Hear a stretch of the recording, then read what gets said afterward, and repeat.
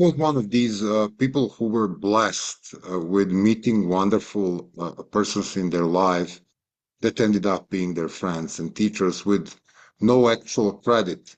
So, understanding that I really met my political father, Zoran Đinđic, my musical father, Milan Mladenović, and then later my musical father, Peter Gabriel, my spiritual father, Gene Sharp, and that I ended up working with these people and learning firsthand from them was something that really impacted my life. It's difficult to pick, but I'll do Zoran Đinđić because this is a interesting story and maybe a little lecture for whoever watches this. Zoran Đinđic was a philosopher, founder of the first Serbian Democratic Opposition Party, ending up in 2000 like being the first elected democratic prime minister after Serbia got rid of a dictator, Slobodan Milošević, and a tragic figure because he was assassinated as a prime minister in 2003.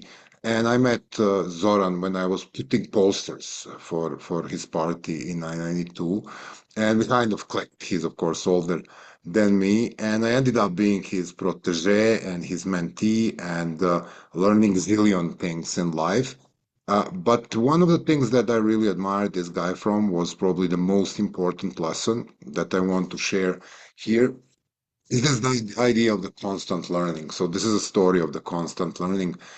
Zoran was, political science PhD, never was involved in politics, then got involved in politics, then spent years training politics. He was learning how to speak publicly. He was learning how to recruit people. He was learning how to do meetings. He was relentlessly buying this self-improvement book, political party manuals, reading.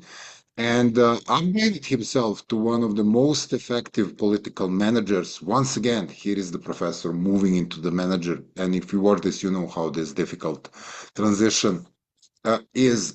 Working with Zoran, I had the opportunity to travel with him, talk to him, and learn from him. And most of all, learn his passion from learning. And that really changed my life. This idea of that you never know enough, that you're living in your small universe surrounded with a picture of what you think is the world, and then expanding this world and figuring out that there is a far bigger thing that you don't know. And I will illustrate this with one of our conversations. It was 2000. He was leading the Serbian opposition. I was the part of the student movement.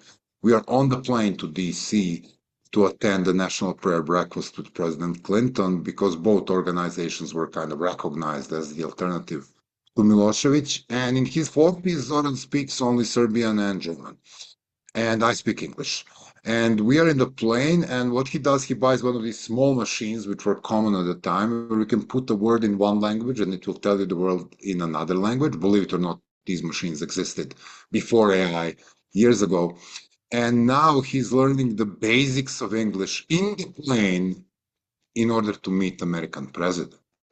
And he spends like 8 hours of flight doing this. And then he goes to me and try to get the proper pronunciation because he has only German, accent and stuff like that. And I'm trying to fix his English, though I'm far more younger. And around the 6th hour of flight, I get tired.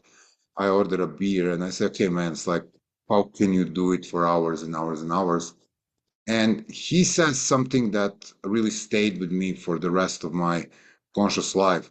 He says, listen, learning gives the fuel to your life and progress.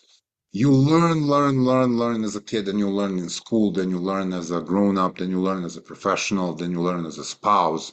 And there is this moment in time where you think you know enough, or you know everything you need to know. And this is where you hit the plateau. And once you hit the plateau, you can only go. The trick is to finally always finding things that you don't know and passionately learn about this, because learning is what keeps you alive. And 30 years later or 25 years later, I'm still trying to live by these rules. I'm working in education industry. I'm teaching people how to build movements across the world.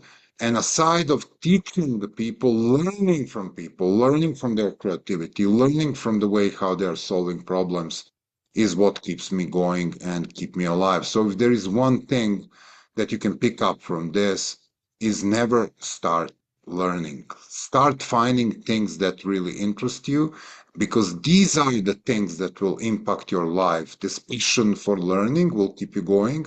And then you will feel relatively young when you are 52 like me.